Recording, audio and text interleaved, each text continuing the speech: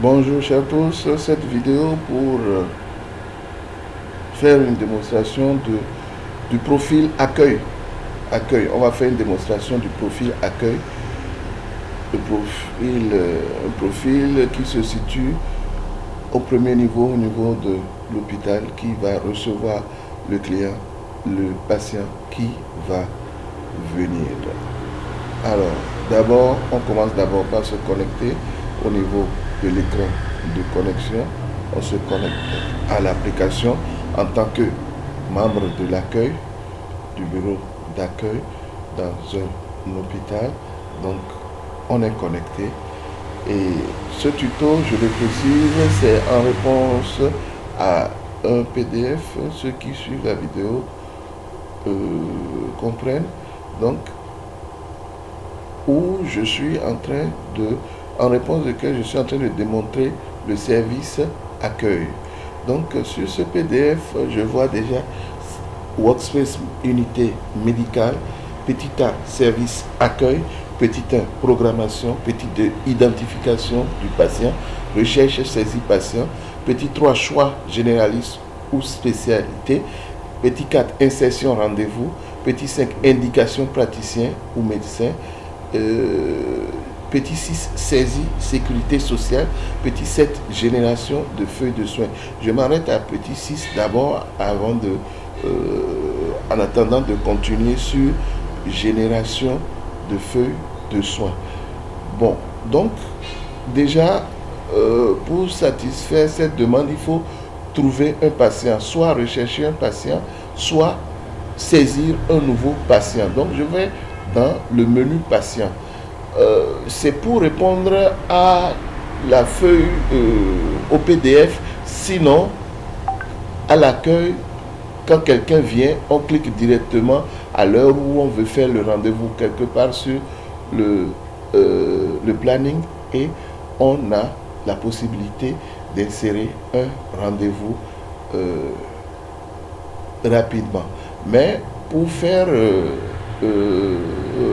pour passer par la saisie patient, je passe parce que quand on veut saisir un rendez-vous, on peut directement ici faire la recherche à l'intérieur du rendez-vous. On peut rapidement faire une recherche pour le patient à l'intérieur quand le patient est déjà saisi. Mais là, on sait que à l'accueil, on peut aussi ajouter un patient. Donc, dans le menu, ajouter un patient. Voilà l'écran qui fait ajouter un patient par n'importe qui. Donc, on ajoute rapidement un patient test. C'est monsieur test 1. Monsieur test 1. T1 ici. J'écris un peu juste pour faire du test. La date de naissance 2021. Non, je suis un peu plus âgé.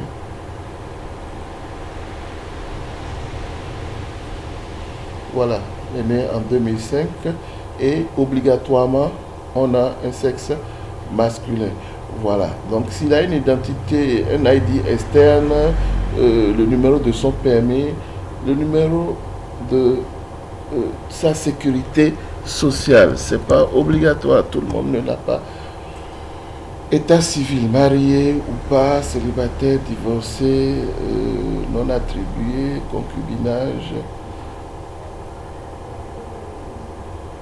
Donc on peut laisser à non attribué. Donc, il y a d'autres paramètres que l'utilisateur peut ajouter à volonté. Les notes de facturation, si on veut. Alors, quand on saisit le qui, parce qu'il y a plusieurs paramètres, tout ce qui est en rouge est obligatoire. Donc, ici, c'est juste la date de naissance et le sexe. Donc, il y a le qui pour ajouter. Maintenant, ce patient, on clique sur contact. Voilà. Quels sont ses paramètres de contact? Son adresse, sa région, sa ville, le nom de sa mère, téléphone d'urgence, téléphone professionnel, email de contact. C'est très important parce que quand il va devoir se connecter au portail, on va utiliser cet email-là. S'il doit se connecter au portail patient et faire ses rendez-vous lui-même. La ville, le code postal, le pays, le contact d'urgence, téléphone, domicile, portable, email. Donc, ça c'est pour le contact. Tout est à remplir, mais rien n'est obligatoire. Les choix. Les choix. Alors, quelles ressources est-ce qu'il choisit? Il peut choisir, donc je suis venu là, par défaut, c'est docteur X, que moi, c'est parce que docteur X est ici dans ce service que je suis venu, etc. Donc, il peut choisir le médecin auquel il est, chez lequel il veut prendre les soins. Il peut choisir sa pharmacie. En tout cas, il a des choix qu'il peut faire par défaut et que le système peut prendre en compte. Donc, un certain nombre de choix, autoriser des messages vocaux, autoriser des courriers, lisez un message avec, autoriser les SMS, autoriser l'utilisation de réseaux d'illumination, autoriser l'échange d'informations médicales, CMS. Voilà, ça c'est pour son paramètre pour se connecter au portail client. Quand il va se connecter de la maison pour prendre un rendez-vous directement sur le web, etc. Voilà le login qui va pouvoir utiliser. C'est ici qu'il faut le paramétrer, etc. Il y a plusieurs paramètres. Son employeur, les paramètres de son employeur, si on en a besoin, s'il en a, il peut mettre. Les trucs ne sont pas obligatoires, mais on a le maximum de paramètres possibles. Les statistiques, la langue qu'il parle, sa race, la dernière date de facture, est-ce que c'est un sans-abri, est-ce que c'est un migrant saisonnier, est-ce que ethnicité, taille de la famille, revenu mensuel, interprète, source d'information, sa religion, tout ceci est important comme statistique. C'est des statistiques qu'il faut mettre en place. Divers. Alors, divers, c'est là où tu es décédé. C'est à quelle date tu es décédé et la raison du décès. C'est carrément ces paramètres, c'est après le décès qu'on les met pour donc on voit bien que la base de données tient compte prend les informations sur un patient pendant sa vie et après son décès. Personne de confiance. Donc, alors, s'il y a quelqu'un, si quelque chose t'arrive, on n'a plus quelqu'un, qui est-ce qu'on va contacter? Voilà, c'est tout ce qu'il y a dans personne de confiance. On pourrait renseigner, ce n'est pas doit, on pourrait renseigner. Et enfin, assurance. Alors là, c'est obligatoire. Il faut au moins une assurance pour la personne qui veut s'inscrire dans la base de données. Donc, le minimum, c'est une assurance. Je prends l'assurance de l'ANAM, nom du plan social. J'écris juste pour remplir. Donc, nom du plan, date d'effet, donc numéro de la police, le numéro de la police, le nombre de groupes, c'est les paramètres de l'assurance que je ne maîtrise pas. Si c'est un chômeur, il n'a qu'à mettre étudiant.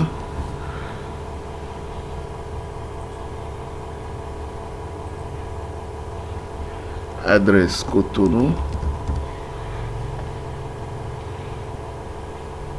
Je remplis des informations par défaut.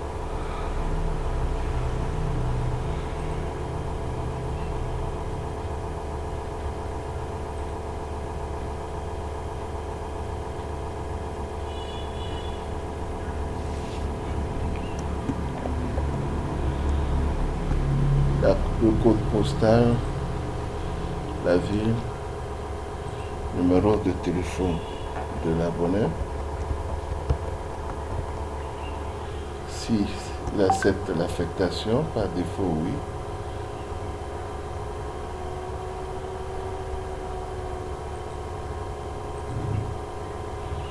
Lien patient, quand on prend lien patient, c'est les informations qui sont en haut qui viennent remplir ici parce que c'est le patient qui est en haut.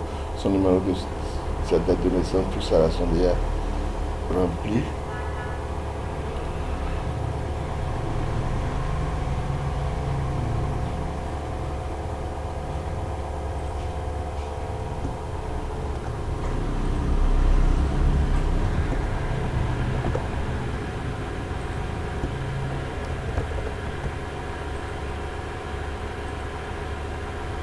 Tous ces paramètres sont rentrés bien à l'avance.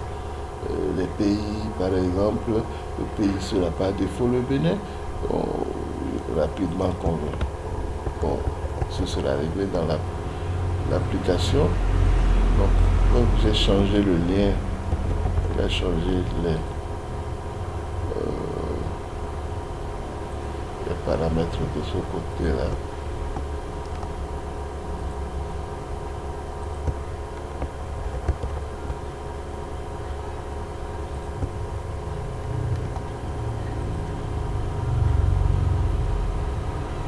Voilà, j'ai rempli parce que ici, c'est un autre contrat d'assurance. S'il avait peut-être un autre contrat d'assurance, on va remplir ici. Donc, j'ai rempli la première partie, le contrat de l'ANAM avec les informations au pif, je vais dire. Et là, je cherche à sauvegarder. Je crois que c'est complètement en bas qu'il faut sauvegarder, créer un nouveau patient. Je clique dessus pour créer un nouveau patient, comprimer la création du nouveau patient. Et là, il me crée le nouveau patient. Test 1, TTT1. Ça, c'est son nom, test 1, TTT1. Nouveau patient. Et ça, c'est son tableau de bord. Ça, c'est son tableau de bord. Test 1, TTT1. Ici, on voit que le patient n'a pas autorisé le portail des patients, c'est-à-dire qu'il ne peut pas encore se connecter lui-même pour faire des opérations à partir du portail des patients. Ici, ce n'est pas le portail des patients, c'est le portail des utilisateurs du système. Donc, le patient n'est pas encore autorisé. On verra plus tard comment on l'autorise pour accéder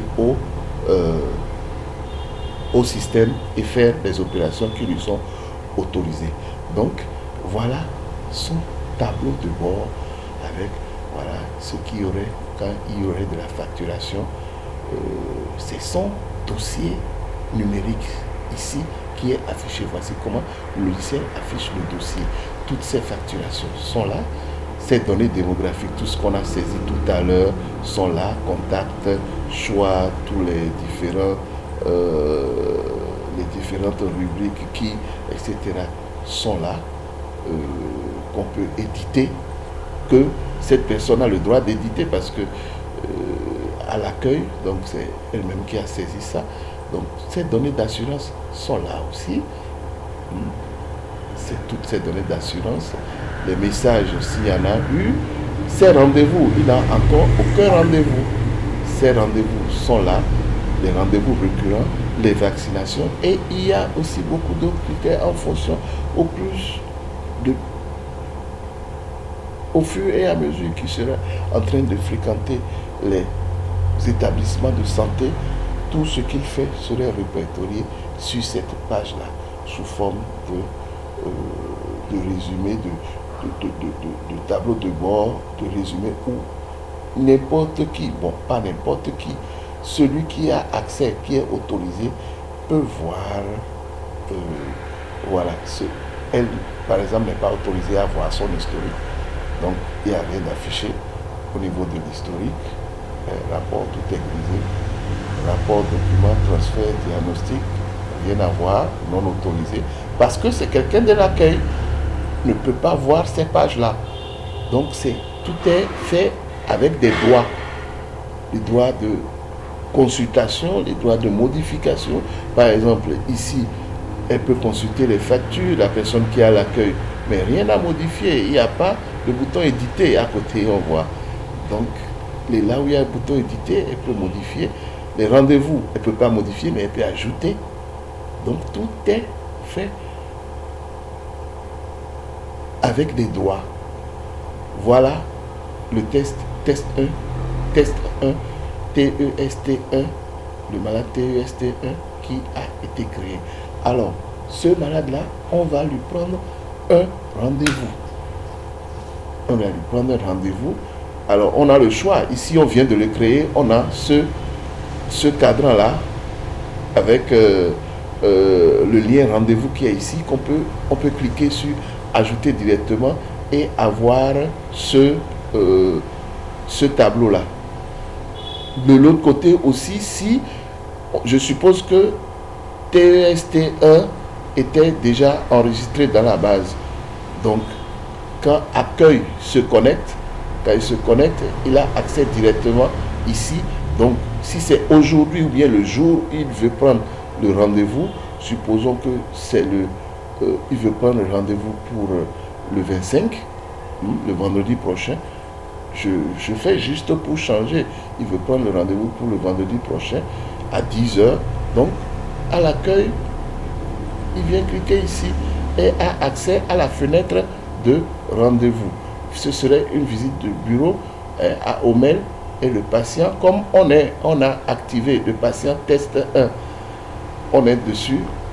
Si on n'était pas sur lui, on devait le supprimer. Donc, comme on est dessus, il a pris par défaut déjà le patient test 1. Sinon, si c'était juste à la connexion, on peut recommencer.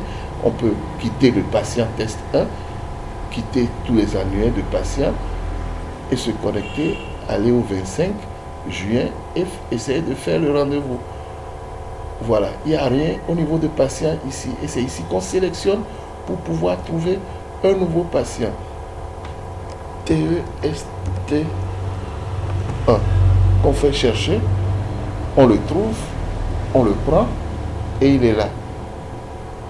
Pour quelle ressource? Quel est le médecin? Médecin 0. Alors, à quelle date? Le 25 de 10h à 10h15.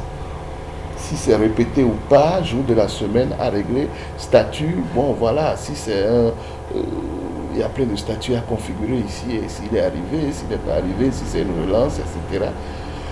Il serait dans quelle salle? On peut déjà programmer ici, et puis si il a un commentaire particulier, on l'ajoute à ce niveau.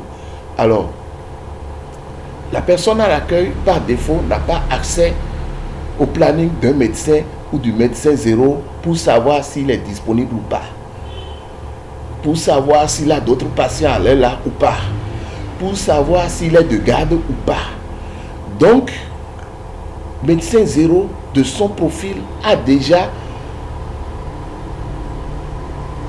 indiqué qu'il est de garde de lundi à vendredi, etc., etc., déjà entre 16 heures de garde. Et automatiquement, tout ce que les accueils ont enregistré et lui ont attribué médecin 0 comme ressource sont déjà venus dans son planning. Donc, on ne peut plus, si à cette heure-là, il y avait déjà un rendez-vous, on ne peut plus mettre un rendez-vous à cette heure-là. C'est pourquoi la personne de l'accueil a un bouton Find Available.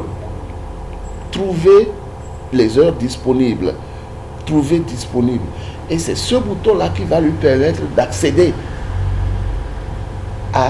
de faire une recherche dans l'emploi du temps de la ressource qu'il a sélectionnée, qu'elle a sélectionnée, et de valider si cette heure-là est disponible ou pas. S'il n'est pas disponible, elle verra les heures qui sont disponibles. Mais comme ce n'est pas configuré, nous, on va ici, juste pour la démonstration, faire un test, sauvegarder directement. Il va nous dire bien sûr que l'heure n'est pas, est-ce que le créneau est bon, parce que le médecin n'a pas déclaré qu'il est disponible. Mais on va lui dire de forcer. Voilà. Donc, je sauvegarde mon rendez-vous. Et il cherche, il me dit ressources non disponibles. Voulez-vous forcer le créneau? Je lui dis ok. Et il fait le travail.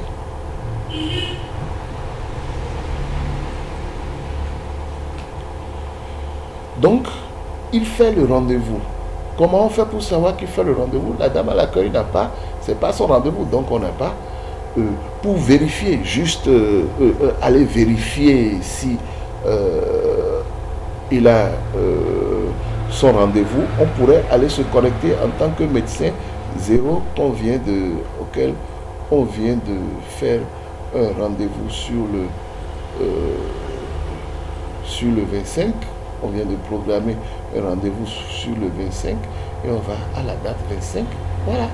Et on voit notre rendez-vous qui est là. Donc, le médecin, automatiquement, quand il est connecté, il voit tous les rendez-vous qui lui sont programmés parce qu'il avait déjà déclaré qu'on lui programme qu'il est de garde, etc. TT1, test 1, voilà bien notre rendez-vous. On peut cliquer dessus pour voir s'il y a des détails. En même temps, le médecin, il clique dessus, voilà ce qu'il voit. Je me suis connecté en tant que médecin. Rappel automatique des informations cliniques à remplir, évaluation tabac, mesure poids, éducation nutrition, éducation exercice, mesure IMC, voilà les rappels du moteur de règles. Voilà, donc tous les rappels qui sont liés au client, le médecin voit. Et regardez la fiche numérique du médecin, c'est complètement différent de ce que l'accueil avait. Il y a plein de choses, en plus de facture, démocratie, assurance, message, on a rappel patient, divulgation, amendement, laboratoire, les résultats vont être ajoutés ici, rappel clinique, les rendez-vous on avait vu de l'autre côté, problèmes médicaux, allergies, prescription, vaccination, prescription vient 2 fois. Donc voilà un peu ce qui se présente, mais ce n'est pas notre objectif, on est en train de démontrer pour un médecin. Voilà, au niveau du médecin, comment il retrouve directement le rendez-vous qui lui a été enregistré par la dame à l'accueil. Donc, je reviens à notre profil accueil et je reviens au PDF et je continue à lire. Donc, Workspace, unité médicale, service accueil du 1. Programmation, on a fait tout de suite de la programmation. On a identifié patient, recherche et saisi patient. On a fait le choix de médecin. On a inséré le rendez-vous. Indication médecin, praticien, c'est pareil. Saisi sécurité sociale, on l'a fait. On a saisi carrément le truc, un contrat d'assurance. Et voilà, je m'étais arrêté au 6. Alors, pourquoi je m'étais arrêté au 6? Parce que à partir du 7, qu'il y a sur le PDF, je vois génération de feuilles de soins, prise des constantes, transmission de la feuille de soins, génération de notes de soins, génération de notes d'examen, génération, édition, etc. jusqu'à 16 classements de feuilles de soins. À partir de génération de feuilles de soins, il y a un souci.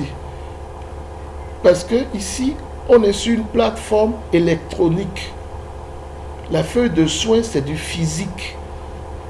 C'est pour faire disparaître la feuille de soins qu'on est en train de mettre en place. C'est pour faire disparaître la feuille de soins papier qu'on est en train de mettre en place ce système. Avec ce système, il n'y a plus de feuilles de soins.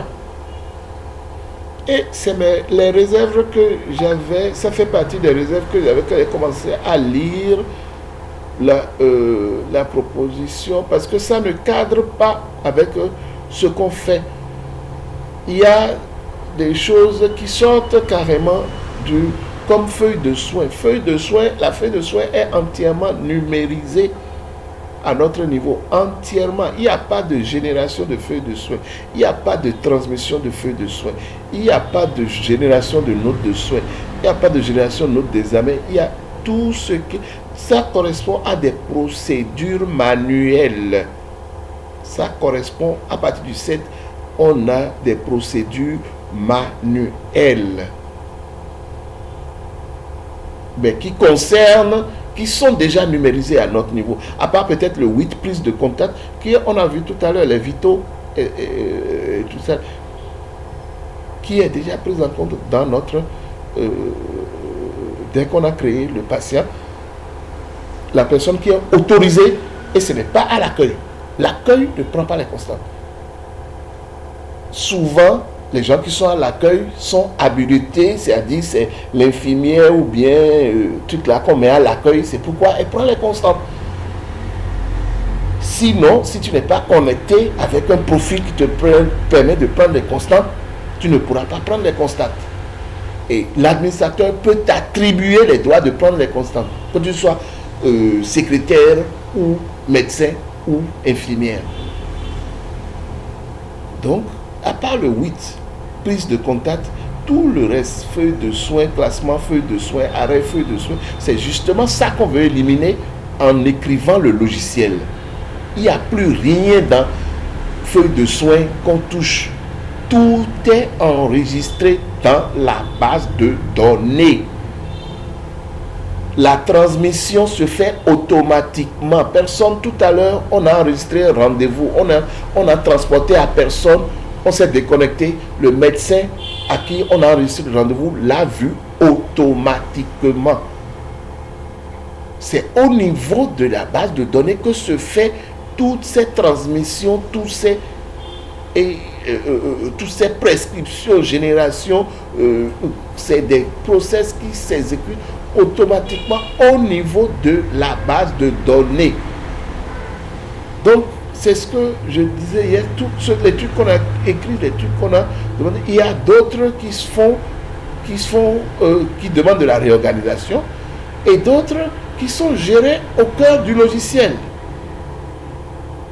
Au cœur du logiciel. Voilà un peu. Moi, j'attends un peu le retour. Si ce qui est prévu pour un service accueil n'est pas pris en compte. Et là, j'ai exposé en fonction uniquement de ce que je lis sur le PDF concernant le service accueil.